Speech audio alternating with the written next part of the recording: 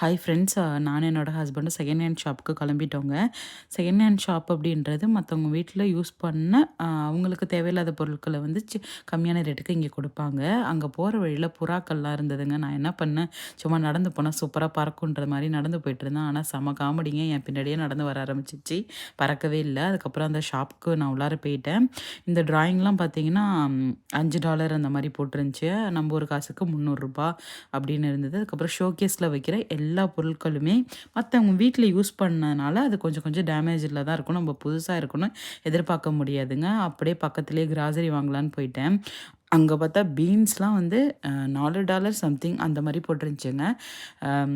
மொத்தமாக பார்த்தீங்கன்னா அது ஒரு ₹300 ஒரு எல்பி வந்துட்டு ₹300 அப்படின்னு பார்த்தீங்கன்னா 450 கிராம் சம்திங் அந்த மாதிரி தாங்க இருக்கும். அது வந்து ₹300ன்றப்போ ரொம்பவே கஷ்டங்க. இந்த வீடியோ கண்டிப்பாக உங்களுக்கு யூஸ்ஃபுல்லாக இருக்கும்னு நினைக்கிறேன். பிடிச்சிருந்ததுன்னா லைக் பண்ணுங்கள், ஷேர் பண்ணுங்கள், சப்ஸ்கிரைப் பண்ணுங்கள்.